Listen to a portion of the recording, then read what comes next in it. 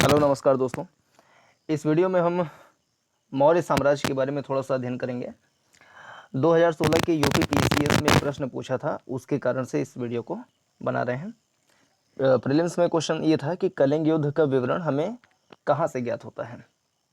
तो कलिंग युद्ध का हमें विवरण कहाँ से प्राप्त होता है, ये प्रश्न आया था। तो अशोक ने कई सारे शिलालेख लिखवाए थे, उसमें से जो 13वां शिलालेख है, 13वें शिलालेख से हमें कलिंग युद्ध के बारे में विवरण प्राप्त होता है। व्याख्या देखें तो अशोक के राज्यकाल की पहली बड़ी घटना कलिंग युद्ध और इसमें अशोक की विजय थी। अशोक के 13वें शिलालेख से इस युद्ध के संदर्भ में स्पष्ट साक्ष्य मिलते हैं। यह घटना अशोक के शासनकाल के 8 वर्ष बाद हुआ था।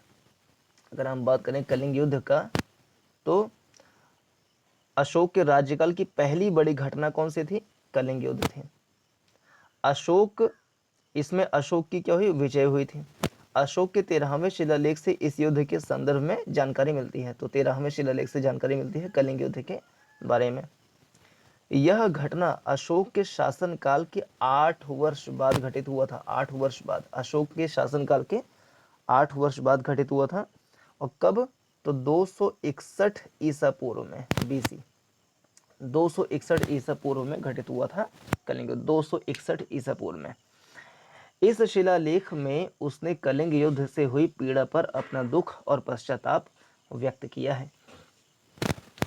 अब देखिए, मौर्य काल से संबंधित और भी प्रश्न आए हैं। प्रथम भारतीय साम्राज्य स्थापित किया गया तो चंद्रगुप्त मौर्य के द्वारा। प्रथम भारतीय साम्राज्य किसके द्वारा स्थापित किया गया? तो चंद्रगुप्त मौर्य के द्वारा। चंद्रगुप्त मौर्य की गणना भारत के महान शासकों में होती है। वह भारत का प्रथम ऐतिहासिक सम्राट था। वह ऐसा पहला सम्राट था जिसने बृहत्तर भारत पर अपना शासन स्थापित किया और जिसका विस्तार ब्रिटिश साम्राज्य से बड़ा था। उसके साम्राज्य की सीमा ईरान से मिलती थी। उसने ही भारत को सर्वप्रथम राजनीतिक रूप से एकबद्ध किया। तो प्रश्न अगर ये आ जाए कि प्रथम भारतीय साम्राज्य स्थापित किया गया किसके द्वारा? तो चंद्रगुप्त मौर्य के द्वारा। प्रथम भारतीय साम्राज्य चंद्रगुप्त मौर्य के द्वारा स्थापित किया गया। फिर भारत में पहले साम्राज्य की स्थापना किस शासक के द्वारा की गई? ये प्रश्न आया था, बीपीएससी 2020 में आया था कि भारत में पहले साम्राज्य की स्थापना किस शासक के द्वारा की गई? तो चंद्रगुप्त मौर्य के द्वारा की गई। कौन सा सबसे पुराना राजवंश है? 4 ऑप्शन है, जैसे गुप्त, मौर्य, वर्धन, कुषाण में पुराना कौन सा है? मौर्य है। ठीक है। जिसके ग्रंथ में चंद्रगुप्त मौर्य का विशिष्ट रूप से वर्णन हुआ है वह है विशाखदत्त। एक लेखक हैं विशाखदत्त। तो विशाखदत्त की जो रचना है मुद्रा राक्षस, उसमें हमें चंद्रगुप्त मौर्य के बारे में स्पष्ट वर्णन मिलता है।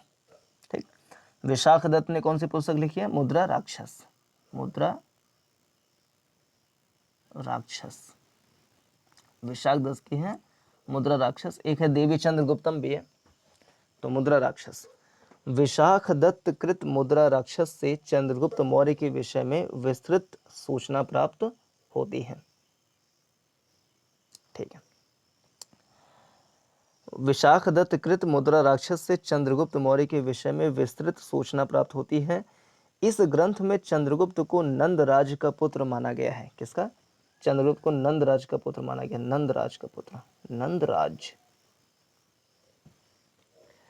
मुद्रा राक्षस में चंद्रगुप्त को वृषल तथा कुलहीन भी कहा गया है।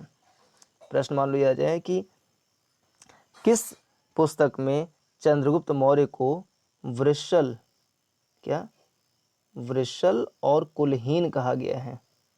कुलहीन कहा गया है। तो वह मुद्रा राक्षस। विशाखदत्त की पुस्तक मुद्रा राक्षस में चंद्रगुप्त मौर्य को वृषल तथा कुलहीन कहा गया है। यूनानी लेखक जस्टिन द्वारा किसे सैंड्रोकोटस कहा गया है? सैंड्रोकोटस यूनानी भाषा में नाम है, जो भारतीय नाम है वो अलग थोड़े से हो गए हैं। तो चंद्रगुप्त मौर्य को कहा गया है सैंड्रोकोटस। सैंड्रोकोटस। तो चंद्रगुप्त मौर्य का यूनानी भाषा में नाम क्या है? सैंड्रोकोटस।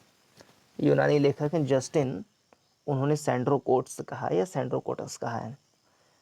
विलियम जोन्स पहले विद्वान थे जिन्होंने सेंड्रो कोट्स की पहचान मौर्य शासक चंद्रगुप्त मौर्य से की। एरियन तथा प्लूटार्क ने चंद्रगुप्त मौर्य को एंड्रोकोट्स के रूप में वर्णित किया है। ठीक है, सेंड्रोकोट्स से चंद्रगुप्त मौर्य की पहचान किसने की, ये प्रश्न आया था बीपीएससी में, तो विलियम जोन्स ने की। विलियम जोन्स, विलियम जोन्स ने की। तो पहला प्रश्न यही है कि यूनानी लेखक जस्टिन द्वारा किसे सेंड्रोकोट्स कहा गया, तो चंद्रगुप्त मौर्य को कहा गया।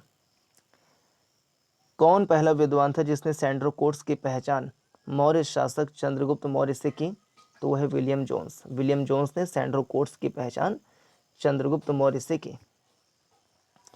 ठीक है, किसने सेंड्रोकोट्स और सिकंदर महान की भेंट का उल्लेख किया है, तो जस्टिन। 3 नाम ध्यान रखें अच्छे से। जस्टिन ने सेंड्रोकोट्स नाम से उल्लेख किया है चंद्रगुप्त मौर्य को।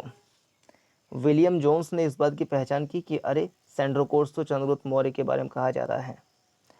और सेंड्रोकोट्स यानी चंद्रगुप्त मौर्य और सिकंदर महान की भेंट का उल्लेख किसने किया है, तो जस्टिन ने किया है। किसने किया है, जस्टिन ने किया है।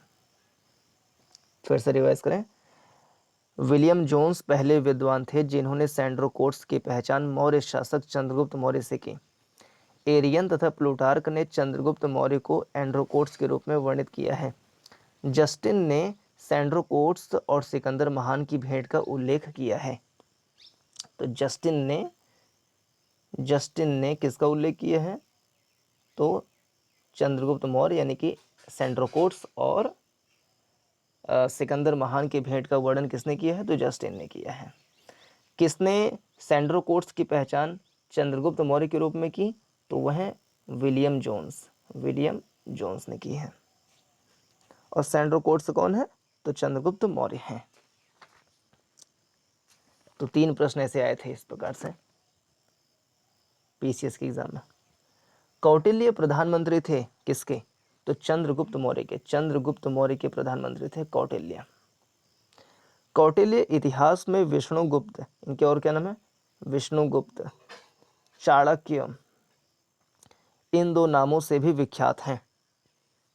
जब चंद्रगुप्त मौर्य भारत का एक छत्र सम्राट बना तो कौटिल्य प्रधानमंत्री, महामंत्री तथा प्रधान पुरोहित के पद पर आसीन हुए।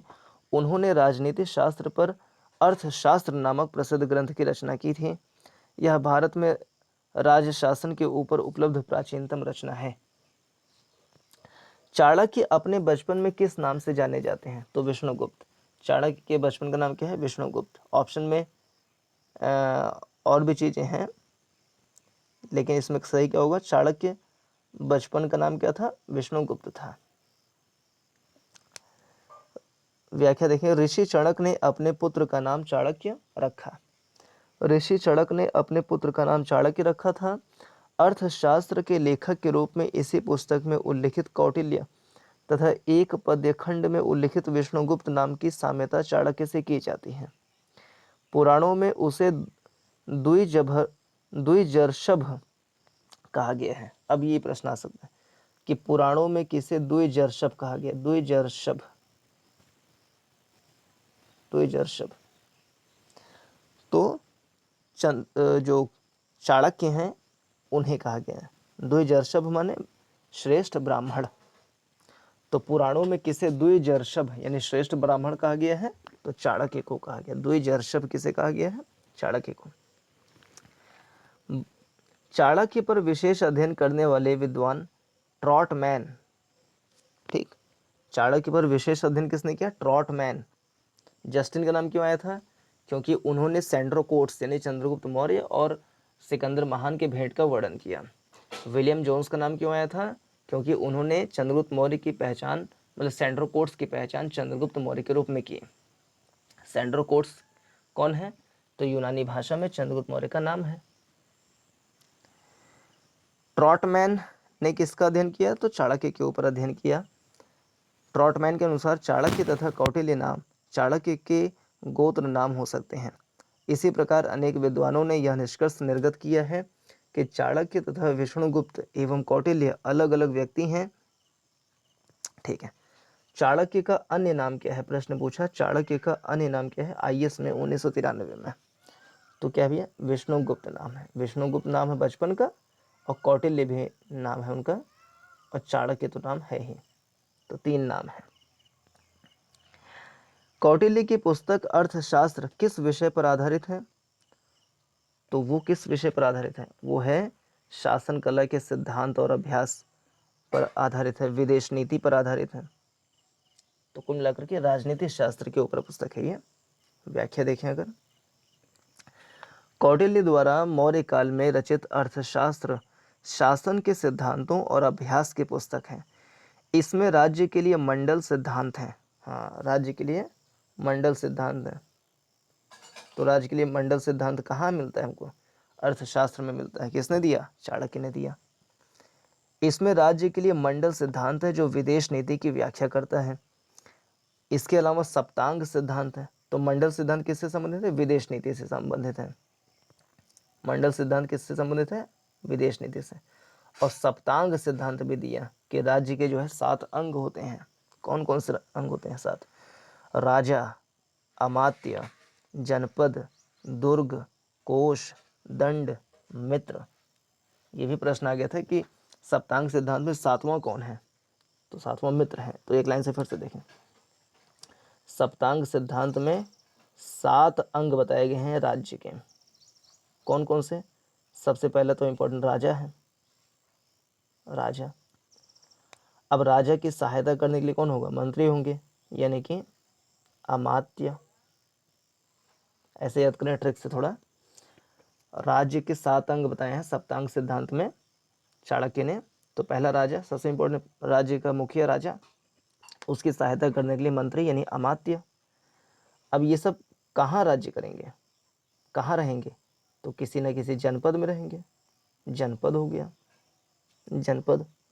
और जनपद में कैसे रहेंगे? तो दुर्ग बना के रहेंगे, किला बना के रहेंगे, दुर्ग। फिर दुर्ग को चलाने के लिए क्या चाहिए? कोष चाहिए। बिना कोष के कैसे काम चलेगा? कोष चाहिए। और राज्य में अगर कोई उद्दंडता करता है तो उसके लिए दंड विधान होना चाहिए। और राजा के सहयोग के लिए कुछ विश्वास पात्र मित्र होने चाहिए। तो ये 7 अंग हैं: राजा, अमात्य, जनपद, दुर्ग, कोष, दंड, मित्र। अब बिना देखे देखें, सबसे पहले कौन है? सप्तांग सिद्धांत में राज्य का मुखिया राजा, सहायता करने के लिए अमात्य। कहाँ रहेंगे? जनपद में। कैसे रहेंगे? दुर्ग बना के। क्या चाहिए? पैसा चाहिए, नहीं कोष। कोष चाहिए, कोष हो गया इनका। फिर क्या होगा? दंड। और फिर लास्ट में मित्र। ये है सप्तांग सिद्धांत के 7 अंग। अर्थशास्त्र में तत्कालीन प्रशासन एवं कृषि, शिल्प एवं व्यापार व्यवस्था की भी विस्तृत जानकारी प्राप्त होती है। कौटिल्य का अर्थशास्त्र है एक, क्या है? शासन के सिद्धांतों की पुस्तक है। शासन के सिद्धांतों की पुस्तक। निम्नलिखित में से राज्य के सप्तांग सिद्धांत के अनुसार राज्य का 7वां अंग कौन सा है? देखो ये पूछा था कि राज्य का 7वां अंग कौन सा। अभी हमने देखा सबसे अंतिम में क्या था? 7वां अंग मित्र था। मित्र के पहले क्या था? दंड था। दंड के पहले क्या था? अच्छा, सीधे क्रम में याद करें। सबसे पहले राजा, अमात्य, जनपद, दुर्ग, कोष, दंड, मित्र। प्रश्न आया था यूपीपीसीएस 2015 में कि राज्य के सप्तांग सिद्धांत के अनुसार राज्य का 7वां अंग कौन सा था? तो 1 2 3 4 5 6 7। तो 7वां अंग था मित्र। कल को पूछे कि चौथा अंग कौन सा था? तो दुर्ग। 5वां अंग कौन सा था? कोष। तो एक लाइन से ध्यान रहे तो अच्छा है। राजा, अमात्य, जनपद, दुर्ग, कोष, दंड, मित्र। ट्रिक अगर हम देखें तो ऐसे, राज डीकेडीएम, राज डीकेडीएम। तो पहला वाला डी क्या है? दुर्ग है।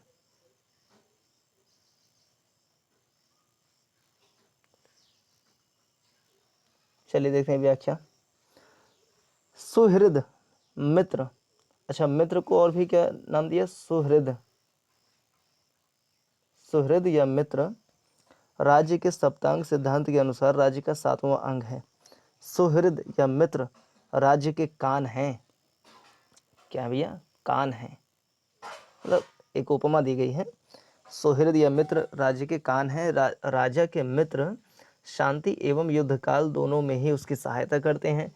इस संबंध में कौटिल्य सहज यानी आदर्श तथा कृत्रिम मित्र में भेद करते हैं। सहज मित्र कृत्रिम मित्र से अधिक श्रेष्ठ होता है। जिस राजा के मित्र लोभी, कामी तथा कायर होते हैं उसका विनाश अवश्यंभावी है। कौटिल्य के अर्थशास्त्र में किस पहलू पर प्रकाश डाला गया है, तो राजनीतिक नीतियां। ये सब प्रश्न आए हैं बीपीएससी 2001 में कि कौटिल्य के अर्थशास्त्र में किस पहलू पर प्रकाश डाला गया है, तो राजनीतिक नीतियां। कौटिल्य के अर्थशास्त्र द्वारा चंद्रगुप्त मौर्य के शासनकाल की बहुत सी बातों का ज्ञान प्राप्त होता है। यह वस्तुतः ऐतिहासिक ग्रंथ नहीं है, अपितु राजनीतिक शास्त्र का एक अद्वितीय ग्रंथ है। इसमें मुख्यतः राजनीतिक नीतियों पर प्रकाश डाला गया है। इसमें मंडल सिद्धांत दिया गया है जो किससे संबंधित है, विदेश नीति से। इसमें सप्तांग सिद्धांत दिया गया है जो कि राजा के 7 अंगों से संबंधित है। राजा, अमात्य, है ना, जनपद, दुर्ग, कोश, दंड, मित्र, सप्तांग सिद्धांत दिया गया है। राजनीतिक नीतियों के बारे में बताया गया है। ठीक है। किसकी तुलना मैकियावेली के प्रिंस से की जा सकती है, तो कौटिल्य का अर्थशास्त्र। तो प्रिंस किसकी रचना है, प्रिंस रचना है मैकियावेली की। किसकी रचना है, मैकियावेली की। मैकियावेली, प्रिंस किसकी रचना है, मैकियावेली की। तो किसकी तुलना मैकियावेली के प्रिंस से की जाती है, तो मैकियावेली की तुलना पहले तो क्या कहते हैं, चाणक्य से की जाती है या कौटिल्य से की जाती है कह लें।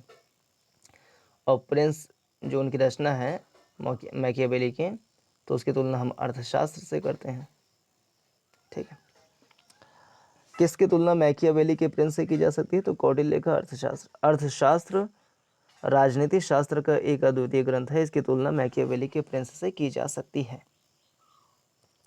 किसके शासनकाल में डीमेकस भारत आया है, डीमेकस या डाइमेकस, तो बिंदुसार। बड़ा इंपॉर्टेंट प्रश्न है, 2015 में आया था लोअर पीसीएस में। डाइमेकस किसके शासनकाल में आया था, तो बिंदुसार के शासनकाल में आया था डाइमेकस। स्ट्रैबो के अनुसार सीरिया के राजा एंटियोकस ने डाइमेकस नामक अपना एक राजदूत बिंदुसार की राजसभा में भेजा था। यह मेगस्थनीज के स्थान पर आया था। ठीक, तो एंटियोकस, ये मान लो प्रश्न से पूरे घुमा फिरा के, एंटियोकस कहाँ का राजा था, तो एंटियोकस राजा था कहाँ का, सीरिया का। एंटियोकस कहाँ का राजा था, सीरिया का राजा था। कहाँ का राजा था, सीरिया का। एंटियोकस कहाँ का राजा था, सीरिया का राजा था।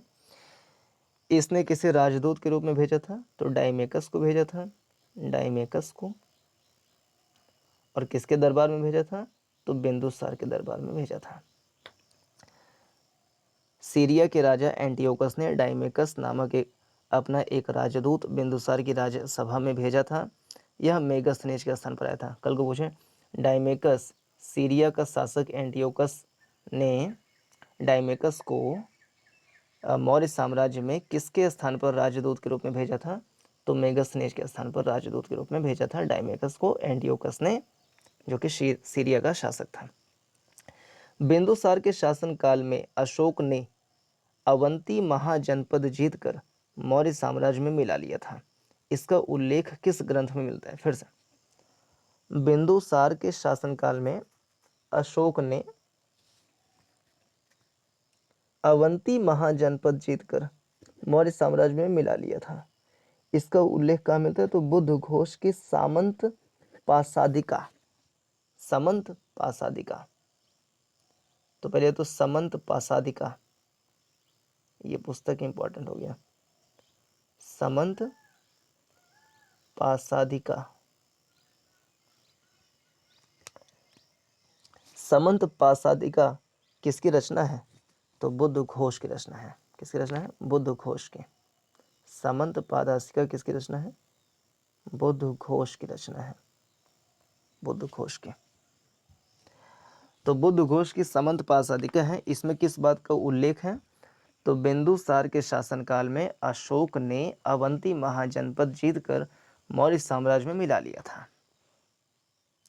कल को प्रश्न पूछ बने कि बिंदुसार के शासनकाल में किसने अवंती महाजनपद जीतकर मौर्य साम्राज्य में मिला लिया? तो अशोक ने। बिंदुसार के शासनकाल में अशोक ने किस महाजनपद को जीतकर मौर्य साम्राज्य में मिला लिया? अवंती को। किसके शासनकाल में अशोक ने अवंती महाजनपद जीतकर मौर्य साम्राज्य में मिला लिया? बिंदुसार के। इसका उल्लेख कहाँ मिलता है? तो समंत पासादिका में। किसने लिखा समंत पासादिका? बुद्ध घोष ने लिखा। ठीक है। दिव्यावदान से ज्ञात होता है कि बिंदुसार के शासनकाल में अशोक अवंती का उपराजा यानी वायसराय था। बुद्ध काल में अवंती महाजनपद भारत के 16 महाजनपदों में से एक था। यह महाजनपद मालवा क्षेत्र में अवस्थित था। इसके दो भाग थे, उत्तरी अवंती जिसकी राजधानी उज्जैनी और दक्षिणी अवंती उसकी राजधानी महेशमती। ठीक ना। जो अवंती है इसके दो भाग थे, मालवा क्षेत्र में स्थित था, है ना अवंती। इसके दो भाग थे, उत्तरी अवंती दक्षिणी अवंती। तो उत्तरी अवंती जो है इसकी राजधानी क्या थी? उज्जैनी। उत्तरी तो उज्जैनी और दक्षिणी अवंती की राजधानी थी महेशमती। पाटलिपुत्र में स्थित चंद्रगुप्त का महल मुख्यतः बना था किसका? लकड़ी का बना था, लकड़ी का। पाटलिपुत्र में स्थित चंद्रगुप्त का महल मुख्यतः किसका बना था? लकड़ी का बना था, लकड़ी का। बिहार में पटना यानी पाटलिपुत्र के समीप बुलंदी बाग एवं कुम्हरार में की गई खुदाई से, कहाँ से? बुलंदी बाग एवं कुम्हरार में की गई खुदाई से मौर्य काल के लकड़ी के विशाल भवनों के अवशेष प्रकाश में आए हैं। इन्हें प्रकाश में लाने का श्रेय इस पूनर महोदय को है। बुलंदी बाग से नगर के परकोटे के अवशेष तथा कुम्हरार से राजप्रासाद के अवशेष मिले हैं। किस प्राचीन नगर के अवशेष कुम्हरार स्थल से प्राप्त हुए हैं? तो पाटलिपुत्र। तो ऐसे पूछा भी है यूपीपीसीएस में 2011 में, किस प्राचीन नगर के अवशेष कुम्हरार स्थल से प्राप्त हुए हैं? तो पाटलिपुत्र के जो अवशेष हैं वो कुम्हरार से प्राप्त हुए हैं। एक और जगह था बुलंदी बाग, बुलंदी बाग प्राचीन स्थान था तो पाटलिपुत्र। तो दो नाम याद रखें,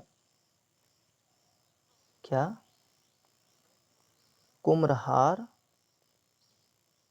बुलंदी बाग। कुम्हरार, बुलंदी बाग, ये दोनों संबंधित है किससे? ये दोनों संबंधित है पाटलिपुत्र से। किससे? पाटलिपुत्र से। किस मौर्य राजा ने दक्कन की विजय प्राप्त की थी? तो चंद्रगुप्त मौर्य ने। किस मौर्य राजा ने दक्कन की विजय प्राप्त की थी? तो चंद्रगुप्त मौर्य ने दक्कन की विजय प्राप्त की थी। मौर्य साम्राज्य के संस्थापक चंद्रगुप्त मौर्य ने दक्षिण भारत की विजय प्राप्त की थी। इस संदर्भ में अशोक के अभिलेखों, जैन एवं तमिल साक्ष्यों से जानकारी प्राप्त होती है। दक्षिण भाग के अनेक स्थलों में अशोक के अभिलेख प्राप्त हुए हैं, किंतु अशोक ने एकमात्र कलिंग विजय ही की थी। अतः ऐसी स्थिति में दक्षिण में विजय का श्रेय हमें चंद्रगुप्त मौर्य को ही देना पड़ेगा, क्योंकि बिंदुसार की विजय अत्यंत संदिग्ध है एवं इतिहास में उसे एक विजेता के रूप में स्मरण नहीं किया जाता। जैन एवं तमिल साक्ष्य भी चंद्रगुप्त मौर्य की दक्षिण विजय की पुष्टि करते हैं। जो शिलालेख हैं अशोक के, हम उसके बार देख लें कहाँ कहाँ से प्राप्त हुए हैं, क्योंकि ये आता है एग्जाम में कई बार। जैसे एक बार ये प्रश्न आया था कि धौली और जौगढ़ ये कहाँ है? तो ये ओडिशा में है। धौली और जौगढ़ कहाँ है? ओडिशा में। ये जो रेड मार्क किया हुआ है क्या है? अभिलेखों के प्राप्ति स्थल। तो हम देखेंगे कौन सा स्थल है और वो किस राज्य में है। कंधार सबसे पश्चिम में कौन सा है? कंधार। अशोक के अभिलेख में सबसे पश्चिम में कहाँ से मिला है? कंधार। लंपक, कंधार लंपक कहाँ है? अफगानिस्तान में। मानसेहरा शहबाजगढ़ी ये कहाँ है? पाकिस्तान। कंधार लंपक अफगानिस्तान। मनसेहरा शहबाजगढ़ी पाकिस्तान। एक बार कलसी आया था, कलसी कहाँ है? तो कलसी है उत्तराखंड में। टोपरा, बहापुर, तो बहापुर है दिल्ली के पास में। फिर मेरठ हो गया। फिर नेपाल बॉर्डर से लगा हुआ है लुम्बिनी, रामपुरवा, लौरिया, अरराज। लुम्बिनी, रामपुरवा, लौरिया, अरराज। फिर यूपी में सारनाथ, कौशाम्बी, इलाहाबाद। सारनाथ, कौशाम्बी, इलाहाबाद। फिर यहाँ यमुना के दक्षिण में देखें या चंबल के दाहिने किनारे तो गुज्जर। मध्य प्रदेश में एक है रूपनाथ, सांची, पनगुररिया। तो रूपनाथ, सांची, पनगुररिया कहाँ है? मध्य प्रदेश में। गिरनार गुजरात। सोपारा महाराष्ट्र। सन्नाती कर्नाटक। मास्की कर्नाटक। येरागुडी आंध्र प्रदेश। ब्रह्मगिरी कर्नाटक। धौली और जौगढ़ ओडिशा। ये सब स्थल हैं। चल, फिर प्रश्न है एक ही कब्र से 3 मानव कंकाल निकले हैं, कहाँ से? दमदमा से। दमदमा। एक ही कब्र से 3 मानव कंकाल कहाँ से मिले हैं? दमदमा से। मध्य गंगा घाटी में स्थित उत्तर प्रदेश के प्रतापगढ़ जिले में। दमदमा कहाँ है? प्रतापगढ़ में। प्रतापगढ़, यूपी के प्रतापगढ़। मध्य गंगा घाटी में स्थित उत्तर प्रदेश के प्रतापगढ़ जिले में स्थित सराय नाहर राय, महदह, दमदमा। तो प्रतापगढ़ में 3 स्थल हैं मध्य पाषाण काल के। दमदमा, महदह, सराय नाहर राय। दमदमा में लगातार 5 वर्षों तक के लिए खुदाई किए गए 41 मानव शवाधान प्राप्त हुए। 5 शवाधान युग्म शवाधान है और 1 शवाधान 3 मानव कंकाल एक साथ दफनाए गए मिले हैं। फिर प्रश्न पूछा 2016 में ही, the roots of ancient India किसने लिखी? W.A. Fairservis. कितना बढ़िया, W.A. Fairservis. The roots of ancient India किसने लिखी? W.A. Fairservis. The roots of ancient India किसने लिखी? W.A. Fair service. विंध्य क्षेत्र के किस शिलाश्रय से सर्वाधिक मानव कंकाल मिले हैं? लिखहिया। लिखहिया। तो सर्वाधिक मानव कंकाल कहाँ से मिले? लिखहिया से। 3 मानव कंकाल कहाँ से मिले हैं एक ही कब्र से? तो है दमदमा। J.N. पांडे की पुस्तक पुरातत्व विमर्श के अनुसार विंध्य क्षेत्र के लिखहिया के शिलाश्रय में सबसे ज्यादा मिले हैं। पृथिव्या प्रथम वीर उपाधि है किसकी? समुद्रगुप्त की। पृथिव्या प्रथम वीर किसकी उपाधि है? समुद्रगुप्त की। विक्रमशिला विहार का संस्थापक कौन है? धर्मपाल। धर्मपाल।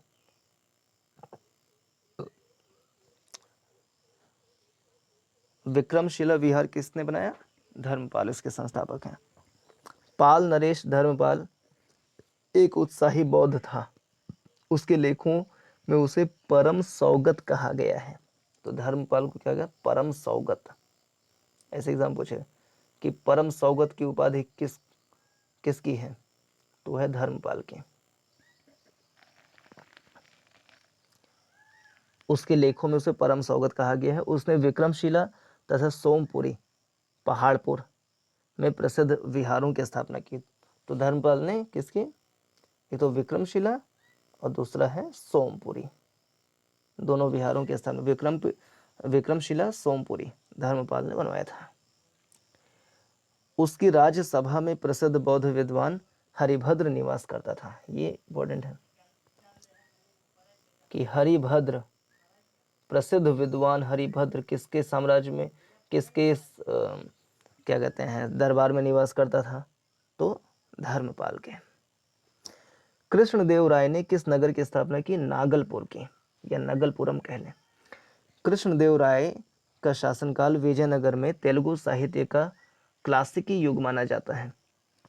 कृष्णदेव राय ने आंध्र भोज, अभिनव भोज, आंध्र पितामह आदि उपाधियां धारण की। ठीक है। स्थापत्य कला के क्षेत्र में कृष्णदेव राय ने नगलपुरम या नागलपुर नामक नए नगर की स्थापना की थी। उसने हजारा राम एवं विठल स्वामी नामक मंदिर का निर्माण भी करवाया था। समझे, हजारा राम और विठल स्वामी मंदिर का निर्माण किसने कराया था? तो कृष्णदेव राय। कृष्णदेव राय के बारे में फिर से पढ़ते हैं, इंपॉर्टेंट है। कृष्णदेव राय का शासनकाल विजयनगर में तेलुगु साहित्य का क्लासिकी युग माना जाता है। कृष्णदेव राय ने आंध्र भोज, अभिनव भोज, आंध्र पितामह आदि उपाधियां धारण की थी। स्थापत्य कला के क्षेत्र में कृष्णदेव राय ने नगलपुरम नामक नए नगर की स्थापना की। आंध्र भोज, अभिनव भोज, आंध्र पितामह किसे कहते हैं? कृष्णदेव राय को। उसने हजारा राम मंदिर और विठल स्वामी नामक मंदिर का निर्माण कराया। जहांगीर ने मुख्यतः किस कला को संरक्षित किया? तो चित्रकला को। चित्रकला को जहांगीर ने संरक्षित किया मुख्य रूप से। मुगल चित्रकला जहांगीर के काल में अपने शिखर पर पहुंच गई थी। जहांगीर चित्रकला का कुशल पारखी था। इसने मुख्यतः चित्रकला को संरक्षण दिया था। इसका दावा था कि वह किसी भी चित्र में विभिन्न चित्रकारों के अलग अलग योगदान को पहचान सकता है। शिकार, युद्ध तथा राज दरबार के दृश्यों को चित्रित करने के अलावा जहांगीर के काल में मनुष्यों तथा जानवरों के चित्रों को बनाने की कला में विशेष प्रगति हुई।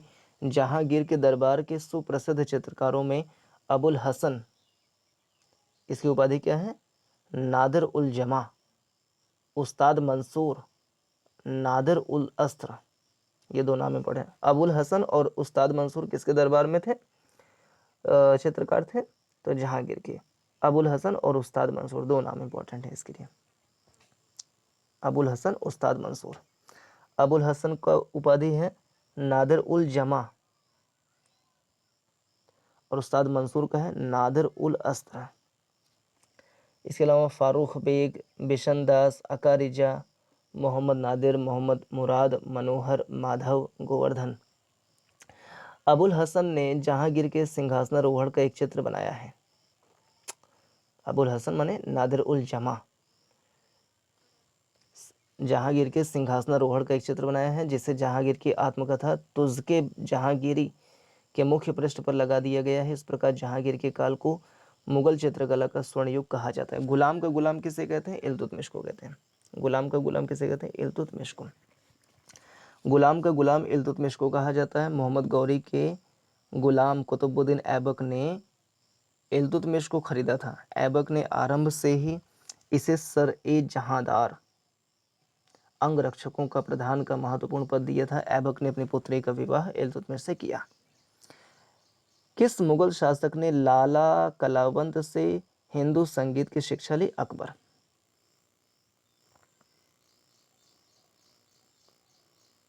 प्रश्न क्या कह रहा है? किस मुगल शासक ने लाला कलावंत से हिंदू संगीत की शिक्षा ली? अकबर ने ली। मुगल शासक अकबर ने नगाड़ा बजाने में प्रवीण था। ठीक है, अकबर जो है वो नगाड़ा बजाने में प्रवीण था। नगाड़ा। उसने लाला कलावंत से हिंदू संगीत की शिक्षा ली। मुगल काल में जिस मदरसे ने मुस्लिम न्याय शास्त्र की पढ़ाई में विशिष्टता हासिल की वह था लखनऊ में। तो मुगल काल में मुस्लिम न्याय शास्त्र की पढ़ाई में विशिष्टता हासिल की थी लखनऊ ने। पढ़ते व्याख्या। मध्यकाल में प्रचलित पाठ्यक्रम को ध्यान में रखते हुए मुल्ला निजामुद्दीन ने 18वीं शताब्दी में दरसे निजामी निश्चित किया। उसके अनुसार यह पाठ्यक्रम भारत में मुसलमानों के शासन के आरंभ से प्रचलित था। इस पाठ्यक्रम के अंतर्गत 11 विषय थे तथा प्रत्येक विषय के लिए अलग अलग पुस्तकें थीं। मुगल काल में शाह वली उल्लाह के मदरसे में हदीस यानी परंपराओं तथा तफसीर टीकाओं पर और लखनऊ के फिरंगी महल में फिक यानी न्याय शास्त्र के अध्ययन पर विशेष बल दिया जाता था। धर्मशास्त्र के विशेषज्ञ को आलिम तथा साहित्य के विशेषज्ञ को काबिल की उपाधियां दी जाती थीं। किस वर्ष बाबर ने सुल्तान इब्राहिम लोदी को पानीपत की लड़ाई में पराजित किया? तो 1526 में। 1526 में होता पानीपत की लड़ाई। पानीपत का प्रथम युद्ध 21 अप्रैल 1526 को बाबर तथा इब्राहिम लोदी के बीच हुआ। बाबर के तोपखाने ने इस युद्ध में आश्चर्यजनक कार्य किया। इब्राहिम लोदी की सेना संख्या में अधिक होते हुए भी पराजित हुई और इब्राहिम लोदी रण क्षेत्र में मारा गया। क्या कह रहे हैं? इब्राहिम लोदी की सेना संख्या में अधिक होते हुए भी पराजित हुई। मान लो कथन कारण में आ जाए कि पानीपत के प्रथम युद्ध में बाबर की विजय हुई, कथन, और कारण में दे दिया जाए बाबर की सेना में इब्राहिम लोदी की अपेक्षा ज़्यादा सैनिक थे, तो गलत बात है, ये स्टेटमेंट ही गलत है, क्योंकि ज़्यादा सैनिक तो इब्राहिम लोदी की सेना में थे, लेकिन फिर भी वो मारा गया था, मतलब पराजित हुआ था। इब्राहिम लोदी की सेना संख्या में अधिक होते हुए भी पराजित हुआ और इब्राहिम लोदी रण क्षेत्र में मारा गया। फलस्वरूप दिल्ली और आगरा पर बाबर का अधिकार हो गया। 1526 को बाबर ने अपने आप को बादशाह घोषित कर भारत में मुगल साम्राज्य की नींव डाली। बाबर ने तुलुगमा युद्ध नीति का प्रयोग पानीपत के प्रथम युद्ध में ही किया था। इस युद्ध में बाबर की सफलता का सबसे मुख्य कारण उसका विशाल तोपखाना था। ठीक है, बाबर की सफलता का मुख्य कारण क्या था? विशाल तोपखाना। और जिसका नेतृत्व कौन कर रहा था? उस्ताद अली कुली। अब बंदूकचियों का नेतृत्व कर रहा था मुस्तफ़ा। तोपखाने का नेतृत्व कौन करता था? उस्ताद अली कुली, बंदूकचियों का मुस्तफ़ा। भारतीय गौरव का अंतिम सूर्य किसके लिए प्रयुक्त होता है? वो है पृथ्वीराज। ठीक है, आधुनिक इतिहास में प्रश्न पूछा है जो सर टॉमस मुनरो किन वर्षों में मद्रास के गवर्नर रहे? तो वह 1820 से 1827। 1820 से 1827 सर टॉमस मुनरो मद्रास के गवर्नर थे 1820 से 27 तक। सर टॉमस मुनरो 1820 से 27 तक मद्रास का गवर्नर रहा। दक्षिण भारत में भू राजस्व वसूली हेतु लागू की गई व्यवस्था रैयतवाड़ी जो है ना, रैयतवाड़ी कहाँ लागू की गई थी? दक्षिण भारत में।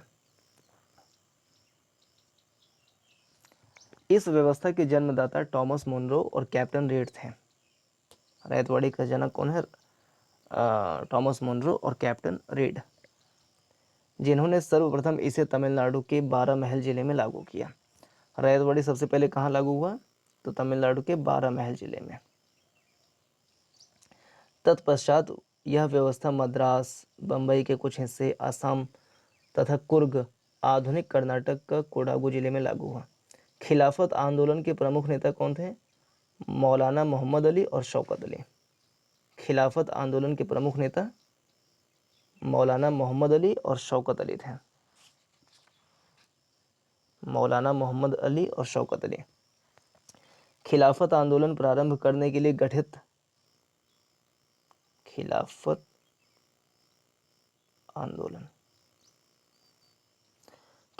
आंदोलन प्रारंभ करने के लिए गठित खिलाफत कमेटी में शौकत अली, मोहम्मद अली, अबुल कलाम आज़ाद, हकीम अजमल खान, हसरत मोहानी, डॉक्टर अंसारी शामिल थे।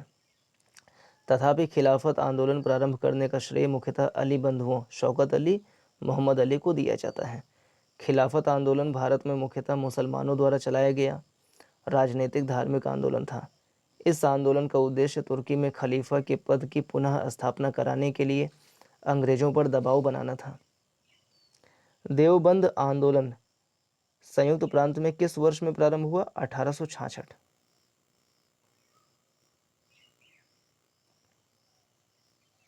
देवबंद आंदोलन उत्तर प्रदेश में संयुक्त प्रांत में कब प्रारंभ हुआ? 1866। देवबंद आंदोलन 1866। देवबंद आंदोलन की शुरुआत मौलाना हुसैन अहमद ने की थी 1866 में। मौलाना हुसैन अहमद संयुक्त प्रांत में दारुल उलूम की स्थापना के साथ हुई। मोतीलाल नेहरू और CR दास द्वारा 1923 में गठित पार्टी का नाम क्या था? स्वराज पार्टी। असहयोग आंदोलन की असफलता के बाद स्वराज पार्टी यानी कांग्रेस खिलाफत स्वराज पार्टी का गठन 1923 में CR दास और मोतीलाल नेहरू ने किया। ठीक है, CR दास इसके अध्यक्ष थे, मोतीलाल नेहरू महासचिव। स्वराज पार्टी ने अपने को कांग्रेस के अभिन्न हिस्से के रूप में प्रचारित किया। लॉर्ड डलहौजी की विलय नीति का प्रथम शिकार कौन था? सतारा। लॉर्ड डलहौजी की विलय नीति का प्रथम शिकार कौन था? सतारा। डलहौजी के व्यपगत सिद्धांत के अंतर्गत विलय किए गए प्रदेश थे सतारा 1848 में, जैतपुर संबलपुर 1849 में, बघाट 1850 में, उदयपुर 1852, झांसी 1854, नागपुर 1854। फिर से सतारा, जैतपुर संबलपुर, बघाट, उदयपुर, झांसी, नागपुर। प्रथम कर्नाटक युद्ध की समाप्ति हुई थी एक्सला शैपल की संधि से। द्वितीय कर्नाटक युद्ध अनिर्णायक युद्ध रहा था। तृतीय कर्नाटक युद्ध पेरिस की संधि से इसका अंत हुआ। प्रथम मैसूर युद्ध में ब्रिटिश की हार हुई थी। पश्चिमी भारत के डी.के. कर्वे का नाम किस लिए आता है? तो स्त्री शिक्षा और विधवा पुनर्विवाह। DK. Curve.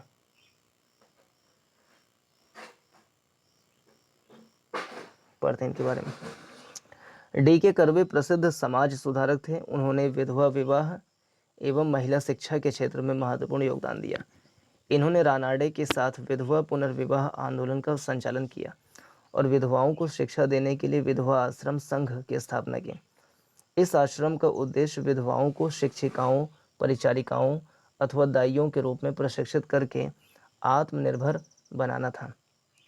Doctor धोंधो Keshav Karve विधवा पुनर्विवाह संघ के सचिव थे। इन्होंने 1916 में बंबई में भारत के साथ साथ दक्षिण पूर्व एशिया के प्रथम महिला विश्वविद्यालय श्रीमती नथीबाई दामोदर ठाकरे वुमेन्स यूनिवर्सिटी की स्थापना की। 1916 में भारत की पहली महिला विश्वविद्यालय की स्थापना किसने की? तो डी.के. कर्वे ने की। अंग्रेजों के विरुद्ध खान अब्दुल गफ्फार खान द्वारा प्रारंभ किए गए आंदोलन का क्या नाम था? लाल कुर्ती आंदोलन। उत्तर पश्चिमी सीमा प्रांत में खान अब्दुल गफ्फार खान के नेतृत्व में खुदाई खिदमतगार नामक स्वयंसेवक संगठन स्थापित किया गया था। इन्हें लाल कुर्ती रेड शर्ट के नाम से भी जाना जाता है। लाल कुर्ती संगठन ने पठानों की राष्ट्रीय एकता का नारा बुलंद किया और अंग्रेजों से स्वतंत्रता के ब्रिटिश उपनिवेशवाद के विरुद्ध आंदोलन संगठित किया तथा श्रमजीवियों की हालत में सुधार की मांग की। जब अन्य प्रांतों में मुसलमान स्वयं को सत्याग्रह आंदोलन से अलग कर रहे थे, उत्तर पश्चिमी सीमा प्रांत के मुसलमानों ने खान अब्दुल गफ्फार खान के नेतृत्व में सबने अवज्ञा आंदोलन में एक महत्वपूर्ण भूमिका निभाई। किसके विरोध में रविंद्रनाथ टैगोर ने अपनी नाइटहुड का परित्याग कर दिया? जलियांवाला बाग नरसंहार। रविंद्रनाथ टैगोर ने, किसने, ऐसे पूछे, जलियांवाला बाग नरसंहार के विरोध में किसने अपने नाइटहुड की उपाधि का परित्याग किया? तो रविंद्रनाथ टैगोर ने। 13 अप्रैल 1919 को जलियांवाला बाग नरसंहार की हृदय विदारक घटना के बाद रविंद्रनाथ टैगोर ने ब्रिटिश सरकार द्वारा प्रदान की गई नाइटहुड की उपाधि लौटा दी। टैगोर ने कहा, समय आ गया है जब सम्मान के तमगे अपमान के बेतुके के संदर्भ में हमारे कलंक को सुस्पष्ट कर देते हैं। जहाँ तक मेरा प्रश्न है, मैं सभी विशेष उपाधियों से रहित होकर अपने देशवासियों के साथ खड़ा होना चाहता हूँ। अब हम एनसीईआरटी की बुक को थोड़ा सा पढ़ेंगे, अशोक के बारे में। एक अनोखा सम्राट जिसने युद्ध का त्याग किया, अशोक। एक बहुत बड़ा राज्य, एक साम्राज्य। हम जिन शेरों के चित्र रुपयों पैसों पर देखते हैं उनका एक लंबा इतिहास है। उन्हें पत्थरों को काटकर बनाया गया है और फिर उन्हें सारनाथ में एक विशाल स्तंभ पर स्थापित किया गया है।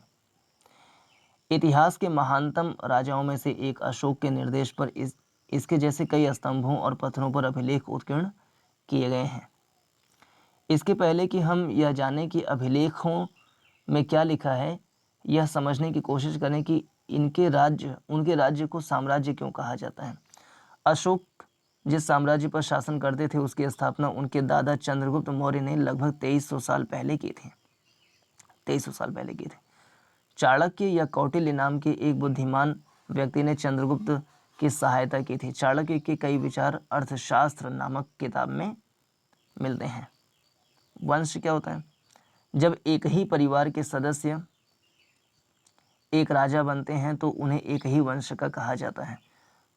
एक ही परिवार के कई सदस्य एक के बाद एक राजा बनते हैं तो उन्हें एक ही वंश का कहा जाता है। मौर्य वंश में 3 महत्वपूर्ण राजा हुए, चंद्रगुप्त, उसका बेटा बिंदुसार और फिर अशोक।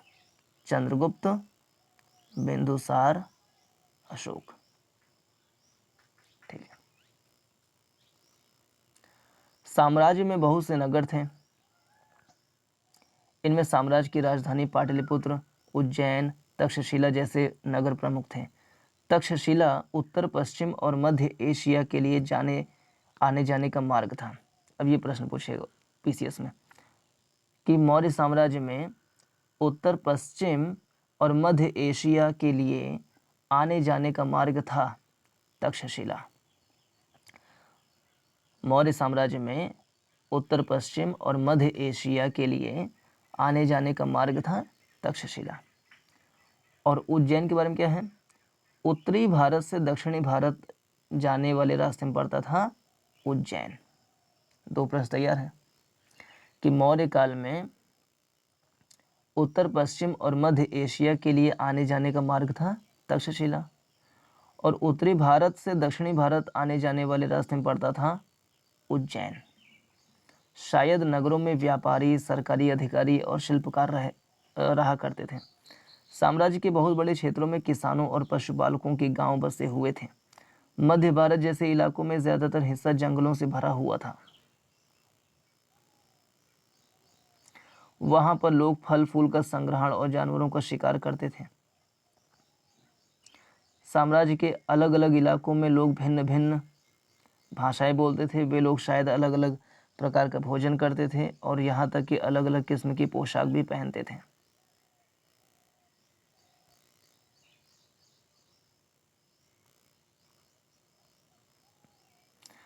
राज्य साम्राज्य से कैसे भिन्न है? चूंकि साम्राज्य राज्यों से बड़े होते हैं और उनकी रक्षा के लिए बड़ी सेनाओं की ज़रूरत होती है, इसीलिए सम्राटों की राजाओं की तुलना में ज़्यादा संसाधन की ज़रूरत होती है। ठीक है, चूंकि साम्राज्य राज्यों से बड़े होते हैं, उनकी रक्षा के लिए बड़ी सेनाओं की ज़रूरत होती है, इसलिए सम्राटों को राजाओं की तुलना में ज़्यादा संसाधन की ज़रूरत होती है। इसी कारण उन्हें बड़ी संख्या में कर इकट्ठा करने वाले अधिकारियों की ज़रूरत होती है। साम्राज्य का प्रशासन, चूंकि मौर्य साम्राज्य बहुत बड़ा था, इसलिए अलग अलग हिस्सों पर अलग अलग ढंग से शासन किया जाता था। पाटलिपुत्र और उसके आसपास के इलाकों पर सम्राट का सीधा नियंत्रण था। इसका मतलब यह हुआ कि इस इलाके के गांवों और शहरों के किसानों, पशुपालकों, शिल्पकारों, व्यापारियों से कर इकट्ठा करने के लिए राजा अधिकारियों की नियुक्ति करता था। जो राजा के आदेशों का उल्लंघन करते थे, अधिकारी उनको सजा भी देते थे। इनमें से कई अधिकारियों की वेतन भी दिया जाता था। संदेशवाहक एक जगह से दूसरी जगह घूमते रहते थे और राजा के जासूस अधिकारियों के कार्यकलाप पर नजर रखते थे। ये इंपॉर्टेंट है, एग्जाम में पूछेगा पीसीएस में। एक जगह से दूसरी जगह घूमने वाला और राजा के जासूस अधिकारियों के कार्यकलाप पर नजर रखने वाला अधिकारी था संदेशवाहक। संदेशवाहक का काम क्या था? एक जगह से दूसरी जगह घूमना और राजा के जासूस अधिकारियों के कार्यकलाप पर नजर रखना। इन सब के ऊपर सम्राट था, जो राज परिवार एवं वरिष्ठ मंत्रियों की सहायता से सब पर नियंत्रण रखता था। मौर्य साम्राज्य के भीतर कई छोटे क्षेत्र या प्रांत थे। इन पर तक्षशिला या उज्जैन जैसी प्रांतीय राजधानियों से शासन किया जाता था। कुछ हद तक पाटलिपुत्र से इन क्षेत्रों पर नियंत्रण रखा जाता था और अक्सर राजकुमारों को वहां का राज्यपाल, गवर्नर बनाकर भेजा जाता था। लेकिन ऐसा लगता है कि इन जगहों पर स्थानीय परंपराओं और नियमों को ही माना जाता था। प्रादेशिक केंद्रों के बीच विस्तृत क्षेत्र है। प्रादेशिक केंद्रों के बीच विस्तृत क्षेत्र थे। इनके इलाकों में मौर्य शासक सिर्फ मार्गों और नदियों पर नियंत्रण रखने की कोशिश करते थे। आवागमन के लिए जो कि आवागमन के लिए महत्वपूर्ण थे। यहाँ से उन्हें जो भी संसाधन प्राप्त और भेंट मिलते थे, उसे इकट्ठा किया जाता था। उदाहरण के लिए अर्थशास्त्र में यह लिखा है कि उत्तर पश्चिम में कंबल के लिए और दक्षिण भारत सोने और कीमती पत्थरों के लिए प्रसिद्ध थे। उत्तर पश्चिम कंबल के लिए। संभव है कि संसाधन नजराने के रूप में इकट्ठे किए जाते। नजराना क्या है? जहां कर नियमित ढंग से इकट्ठे किए जाते थे, वही नजराना अनियमित रूप से जब भी संभव हो इकट्ठा किया जाता था। ऐसे नजराने विविध पदार्थों के रूप में प्रायः ऐसे लोगों से लिए जाते थे जो स्वेच्छा से इसे देते थे। राजधानी में सम्राट। मेगास्थनीज चंद्रगुप्त के दरबार में पश्चिम एशिया की यूनानी राजा सेलुकस निकेटर का राजदूत था। ठीक।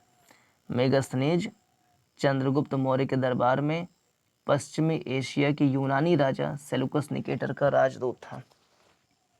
ऐसे सीरिया के शासक एंटियोकस का राजदूत था डाइमेकस, जो बिंदुसार के दरबार में आया था। मेगास्थनीज ने जो देखा है उसको लिखा है अपनी इंडिका में। क्या लिखा है?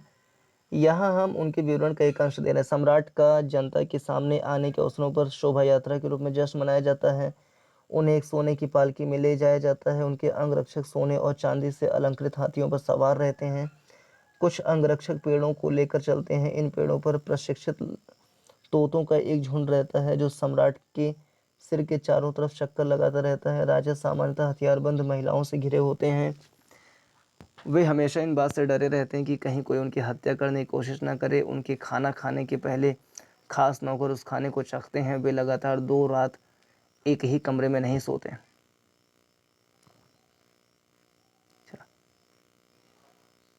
अशोक एक अनोखा सम्राट। अशोक मौर्य वंश के सबसे प्रसिद्ध शासक थे। वह ऐसे पहले शासक थे जिन्होंने अभिलेखों द्वारा जनता तक अपने संदेश पहुंचाने की कोशिश की। ये लाइन इंपॉर्टेंट है, पीसीएस में पूछेगा ऐसा कि वह पहला शासक कौन था जिसने अभिलेखों द्वारा जनता तक अपने संदेश पहुंचाने की कोशिश की? तो अशोक। वह ऐसा पहला शासक था ना, पहला शासक था जिन्होंने अभिलेखों द्वारा जनता तक अपने संदेश पहुंचाने की कोशिश की। तो अशोक। अशोक के ज्यादातर अभिलेख प्राकृत भाषा और ब्राह्मी लिपि, इंपॉर्टेंट है, ज्यादातर अभिलेख जो है प्राकृत भाषा में और ब्राह्मी लिपि में है। अब मानसेहरा और शहबाजगढ़ी की जो है वो खरोष्ठी लिपि में मिले हैं, कहीं के अरामाइक लिपि में है जो कंधार के और लंपक के होंगे, लेकिन ज्यादातर जो अभिलेख हैं वो मिले हैं प्राकृत भाषा में और ब्राह्मी लिपि में। कलिंग युद्ध का वर्णन करता हुआ अशोक अभिलेख। अपने अभिलेख में अशोक ने यह बात कही, राजा बनने के 8 साल बाद, ये इंपॉर्टेंट है, 8 साल बाद यानी 261 ईसा पूर्व में, 261 ईसा पूर्व में लगभग 1.5 लाख लोग बंदी बना लिए गए। 1 लाख से भी ज़्यादा लोग मारे गए। इससे मुझे अपार दुख हुआ। जब किसी स्वतंत्र देश को जीता जाता है तो लाखों लोग मारे जाते हैं और बहुत सारे लोग बंदी बनाए जाते हैं। इसमें ब्राह्मण और श्रमण भी मारे जाते हैं। जो लोग अपने सगे संबंधियों और मित्रों को बहुत प्यार करते हैं, दासों तथा मृतकों के प्रति दयावान होते हैं, वे भी युद्ध में या तो मारे जाते हैं या अपने प्रियजनों को खो देते हैं। इसीलिए मुझे पश्चाताप हो रहा है। अब मैंने धम्म पालन करने एवं दूसरों को इसकी शिक्षा देने का निश्चय किया है। मैं मानता हूँ कि धम्म के माध्यम से लोगों का दिल जीतना बलपूर्वक विजय पाने से ज़्यादा अच्छा है। मैं यह अभिलेख भविष्य के लिए एक संदेश के रूप में इसलिए उत्कीर्ण कर रहा हूँ कि मेरे बाद मेरे बेटे और पोते भी युद्ध ना करें। धम्म जो है संस्कृत शब्द धर्म का प्राकृत रूप है, तो धम्म ये प्राकृत भाषा का है शब्द। अशोक का कलिंग युद्ध। कलिंग तटवर्ती उड़ीसा का प्राचीन नाम है। अशोक ने कलिंग को जीतने के लिए एक युद्ध लड़ा, लेकिन युद्ध जनित हिंसा और खून खराबा देखकर उन्हें युद्ध से वितृष्णा हो गई। उन्होंने निर्णय लिया कि वे भविष्य में कभी युद्ध नहीं करेंगे। अशोक का धम्म क्या था? अशोक के धम्म में किसी देवता की पूजा अथवा किसी कर्मकांड की आवश्यकता नहीं थी। उन्हें लगता था कि जैसे पिता अपने बच्चों को अच्छे व्यवहार की शिक्षा देते हैं, वैसे यह उनका कर्तव्य था कि उनकी प्रजा को निर्देश दें। वे बुद्ध के उपदेशों से भी प्रेरित हुए थे। ऐसी कई समस्याएं थी जिसके लिए उनमें संवेदना थी। उनके साम्राज्य में अलग अलग धर्मों को मानने वाले लोग थे और इससे कई बार टकराव पैदा हो जाता था। जानवरों की बलि चढ़ाई जाती थी। दासों और नौकरों के साथ में क्रूर व्यवहार किया जाता था। इनके अलावा परिवार में पड़ोसियों के बीच भी झगड़े होते रहते थे। अशोक ने यह महसूस किया कि इन समस्याओं का निदान उनका कर्तव्य है। इसीलिए उन्होंने धम्म महामात्य नाम के अधिकारियों की नियुक्ति की, जो जगह जगह जाकर धम्म की शिक्षा देते थे। इसके अतिरिक्त अशोक ने अपने संदेश कई स्थानों पर शिलाओं और स्तंभों पर खुदवा दिए। अधिकारियों को यह निर्देश दिए कि वे राजा के संदेश को उन लोगों को पढ़कर सुनाएं जो खुद पढ़ नहीं सकते थे।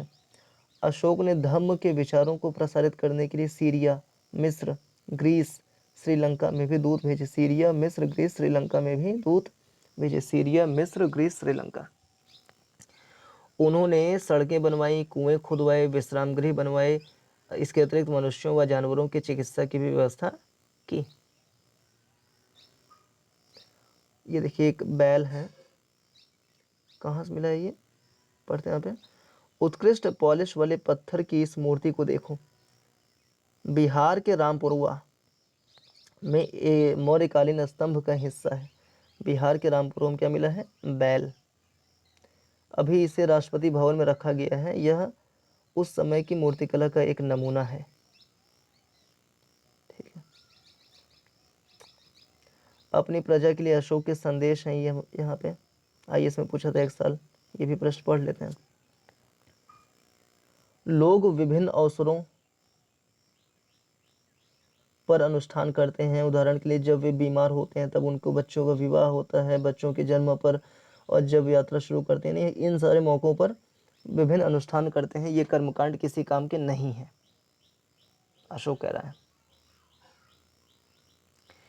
इसके बदले यदि लोग दूसरी रीतियों को माने तो वह ज़्यादा फलदायी होंगी। ये अन्य प्रकार की रीतियाँ क्या हैं? ये हैं अपने दासों और नौकरों के साथ अच्छा व्यवहार करना, बड़ों का आदर करना, सभी जीवों पर दया करना, ब्राह्मणों श्रमणों को दान देना, अपने धर्म की प्रशंसा या दूसरों के धर्म की निंदा करना। दोनों ही बातें गलत हैं।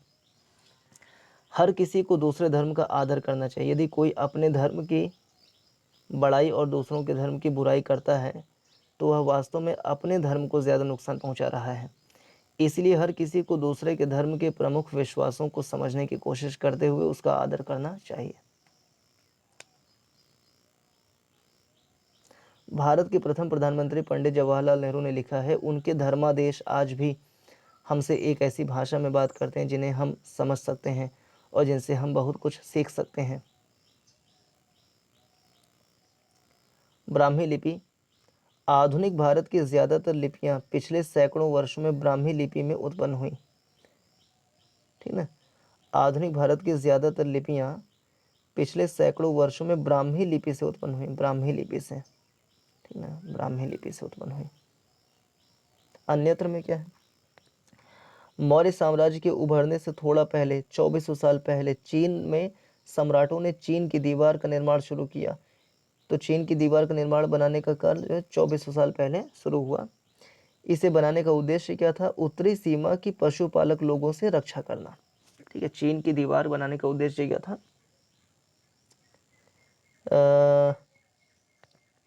उद्देश्य उत्तरी सीमा की पशुपालक लोगों से रक्षा करना था। अगले 2000 वर्षों तक इस दीवार का निर्माण कार्य चलता रहा क्योंकि साम्राज्य की सीमाएं बदलती रहीं। यह दीवार लगभग 6400 किलोमीटर लंबी है। ये सब फैक्ट हैं जो आ सकते हैं। 6400 किलोमीटर लंबी है, पत्थर और ईंट से बनी है। इसकी दीवार ऊपरी सतह सड़क जैसी चौड़ी है। इस दीवार को बनाने के लिए हजारों लोगों को काम करना पड़ा। 100-200 मीटर की दूरी पर इस पर निगरानी के लिए बुर्ज बने हुए थे। पड़ोसी देशों के प्रति अशोक का रवैया चीनी सम्राटों के रवैये से कैसे भिन्न था? जहां पर सम्राटों का सीधा शासन था वहां अधिकारी कर वसूलते थे और जहां नहीं था वहां पे नजराना। राजकुमारों को अक्सर प्रांतों में गवर्नर के रूप में भेजा जाता था, राज्यपाल बना करके, गवर्नर। मौर्य शासक आवागमन के लिए महत्वपूर्ण मार्गों और नदियों पर नियंत्रण रखने का प्रयास करते थे। मार्गों मतलब सड़कों और नदियों पर नियंत्रण रखते थे। मौर्य साम्राज्य की शुरुआत कब हुई? 2300 साल पहले। मौर्य साम्राज्य की शुरुआत कब हुई? 2300 साल पहले। मौर्य साम्राज्य की शुरुआत कब हुई? 2300 साल पहले हुई। प्रदेशों में रहने वाले लोग मौर्य अधिकारियों को नजराना दिया करते थे। नजराना। यहाँ प्रश्न है, उज्जैन उत्तर पश्चिम की तरफ आवागमन के मार्ग पर था। उज्जैन जो है उत्तर पश्चिम की तरफ आवागमन के मार्ग पर था, नहीं। उज्जैन जो है उत्तर भारत को दक्षिण भारत के बीच में, मतलब उत्तर भारत से दक्षिण भारत आने के रास्ते में पड़ता था उज्जैन, और उत्तर पश्चिम की तरफ आवागमन के मार्ग पर था तक्षशिला। आधुनिक पाकिस्तान और अफगानिस्तान के इलाके मौर्य साम्राज्य के अंदर थे, हाँ थे। और अफगानिस्तान से मिले हैं कहाँ से, कंधार से, लंपक से, और पाकिस्तान में मानसेरा और शहबाजगढ़ी से। चंद्रगुप्त के विचार अर्थशास्त्र में लिखे गए, हाँ लिखे गए। कलिंग बंगाल का प्राचीन नाम था, नहीं, ओडिशा का प्राचीन नाम था। अशोक के ज्यादातर अभिलेख ब्राह्मी लिपि में, हाँ सही बात है, ब्राह्मी लिपि और प्राकृत भाषा में है।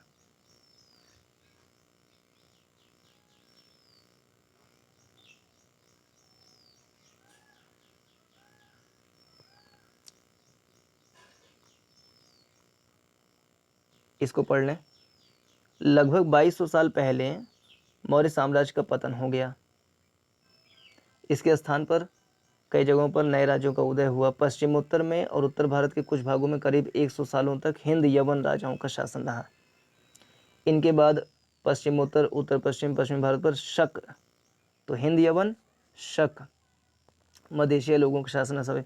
इनमें से कुछ राज्य 500 वर्षों तक टिके रहे, जबकि शक शासकों का गुप्त शासकों से पराजय नहीं मिल गई। शकों के बाद कुषाणों का शासन स्थापित हुआ। तो हिंद यवन, शक, कुषाण, ये आ चुका है पीसीएस में अरेंज करने के लिए। तो सबसे पहले हिंद यवन आए थे, कौन आए थे भैया, हिंद यवन, फिर शक और फिर कुषाण। आगे बढ़े। उत्तर तथा मध्य भारत के कुछ इलाकों में मौर्य सेना नायक पुष्यमित्र शुंग ने एक राज्य की स्थापना की। शुंगों के बाद कण्व और कुश वंशों का शासन तब तक चलता रहा जब तक 1700 वर्ष पहले गुप्त साम्राज्य की स्थापना हुई। कुषाण का सिक्का यहाँ पर है, शकों का सिक्का, सातवाहनों ने सिक्के चलाए। तो चलिए इस वीडियो में इतना ही। पूरा देखने के लिए धन्यवाद। नमस्कार, जय हिंद।